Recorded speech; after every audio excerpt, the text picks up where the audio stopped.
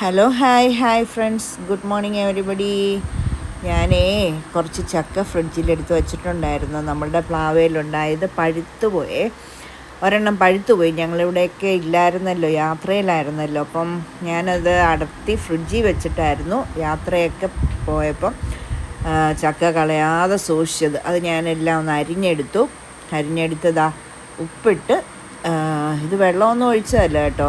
ചക്ക മഴക്കാലത്താകുമ്പോൾ അങ്ങനെ വെള്ളം വരുമല്ലോ. അങ്ങനെ ചക്കയിൽ നിന്ന് വെന്തപ്പോൾ ഇറങ്ങിയ വെള്ളമാണ് ഇത് നല്ല പറ്റി വരണ്ട് വരണം. ഉപ്പിട്ടതേ വെച്ചിരിക്കുക. ഉപ്പ് മാത്രമേ ഇട്ടിട്ടുള്ളൂ, വേറെ ഒന്നും ഇട്ടിട്ടില്ല. ഉപ്പിട്ട് നമ്മൾ അരിഞ്ഞ ചക്ക ഉപ്പിട്ടതാ തീ കുറച്ച് വെച്ച് നല്ല മൂടി വെച്ച് പിന്നെ വേവിക്കണം. വേവിച്ചപ്പം ഇങ്ങനെ മൂടി വെച്ച് വേവിച്ചപ്പം വെള്ളം ഇറങ്ങിയതാണ്.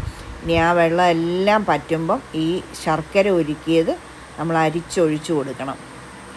നമ്മൾ ആദ്യമേ ചക്ക അരിഞ്ഞിട്ട് അത് ഉരുളിയിലിട്ട് ഉപ്പിട്ട് മൂടി വെച്ച് ഏറ്റവും ലോ ഫ്ലെയിമിൽ മൂടി വെച്ച് വേവിക്കണം. അന്നേരം വെള്ളം എല്ലാം ഇറങ്ങും. അതിന് ശേഷം നമ്മൾ ശർക്കര പാനി ഒഴിക്കുമ്പോൾ അരിച്ചൊഴിക്കണം. ഒഴിച്ച് വറ്റിച്ചെടുക്കണം. ഉപ്പ് മാത്രമേ ആദ്യം ഇടാവുള്ളൂ. ഇത് ചക്കയിൽ നിന്ന് ഇറങ്ങിയ വെള്ളമാണ് കേട്ടോ. അതിനെല്ലാം പറ്റും. വെള്ളം ഇറങ്ങിക്കഴിയുമ്പോൾ നമ്മൾ തുറന്ന് വെച്ച് വേവിക്കണം. വെള്ളമെല്ലാം ഇറങ്ങിക്കഴിയുമ്പോൾ തുറന്ന് വെച്ച് വേവിക്കണം. ഇപ്പം ഞാൻ എന്നിട്ട് ആ ഉരുക്കി വെച്ച പാനി അരിച്ചൊഴിച്ചു.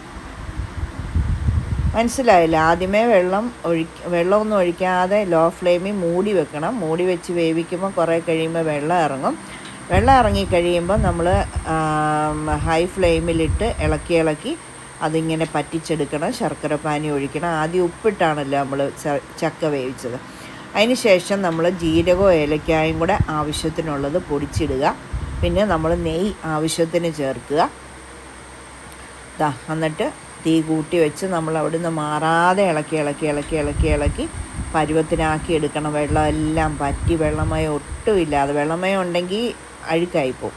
വെള്ളമയം ഒട്ടുമില്ലാതെ നെയ്യിട്ട് ഏലക്കായിട്ട് ജീരകം ഇട്ടെല്ലാം നമ്മൾ നല്ല ഭംഗിയായിട്ട് നല്ലതായിട്ട് വരട്ടിയെടുക്കണം. നെയ്യ് കൂടുതൽ ഇടുവാണെങ്കിൽ നല്ല ടേസ്റ്റായിട്ട്. തേങ്ങ ആദ്യമേ ഇടരുത്. തേങ്ങ നമ്മൾ കഴിക്കാനെടുക്കുമ്പോൾ, ഞാൻ അങ്ങനെ ചെയ്യുന്നത്, കഴിക്കാനെടുക്കുമ്പോൾ ശകലം ചിരണ്ടി അതിൻ്റെ മേളിലിട്ട് നമ്മൾ ഫ്രഷായിട്ട് സ്പൂണ് കൊണ്ട് കോരി കഴിക്കത്തേ ഉള്ളൂ. തേങ്ങ ഞാൻ കഴിക്കാൻ നേരം മാത്രമേ ചിരണ്ടി എടുത്തുള്ളൂ. എന്നാണെന്നറിയാം, അല്ലെങ്കിൽ ഇരിക്കുമ്പോൾ ചിലപ്പോൾ കനച്ചു പോകും. അപ്പം ജീരകം ഏലക്കയൊക്കെ നല്ലതായിട്ടിടും. ഉപ്പിട്ടാണല്ലോ വേവിക്കുന്നത്. പിന്നെ നെയ്യിടും. പിന്നെ എള്ളിടാം കേട്ടോ. ഒന്നിടയ്ക്ക് കടിക്കുന്നത് നല്ല. നെയ്യിടാം, നമുക്കിഷ്ടമുണ്ടെങ്കിൽ നട്ട്സ് ഇടാം. അതൊക്കെ ഇടയ്ക്കൊന്ന് കടിക്കുമ്പോഴത്തേക്കും നല്ല ടേസ്റ്റാണ്. പിന്നെ നമ്മൾ ഈ പൊട്ടുപരിപ്പ് ഇടയ്ക്കൊന്ന് ഒരു രസമല്ലേ, എനിക്കിഷ്ടമാണ്. പക്ഷെ ഞാനൊന്നും ചെയ്തിട്ടില്ല. ലാസ്റ്റ് ഈ പരുവമായി.